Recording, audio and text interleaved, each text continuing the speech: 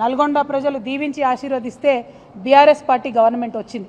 వచ్చిన తర్వాత నల్గొండ ప్రజలు చల్లగా ఉండాలి, నల్గొండ బిడ్డలందరికీ ఇంటింటికి మంచినీరు అందాలి, ఫ్లోరైడ్తోని కాళ్ళు చేతులు వంకరపోయినటువంటి నా నల్లగొండ బిడ్డలందరూ కూడా మంచి నీళ్లు తాగాలనేటటువంటి మంచి సంకల్పంతో మరి కేసీఆర్ గారు పెద్ద ఎత్తున మిషన్ భగీరథ కార్యక్రమాన్ని చేపట్టి నల్గొండలో ఇంటింటికి నీరిచ్చినటువంటి సంగతి మీ అందరికి కూడా తెలిసిందే.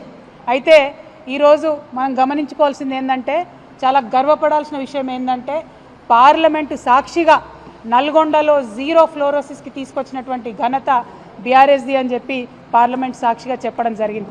నిజంగా కూడా గర్వకారణం, ఒక ఇమోషనల్ మూమెంట్. ఇది చాలా సంతోషకరమైన మూమెంట్.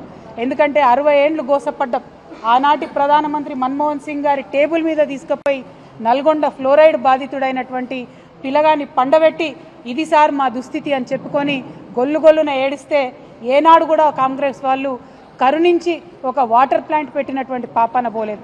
అటువంటిది 10 సంవత్సరాల కేసీఆర్ పాలనలో కంప్లీట్గా సంపూర్ణంగా ఫ్లోరైడ్ని నివారించడం అంటే నల్గొండలో తరతరాల బిడ్డల కోసం చేసినటువంటి పని ఇది అని నల్గొండ ప్రజలందరికీ కూడా సవినయంగా నేను విజ్ఞప్తి చేస్తూ ఉన్నాను.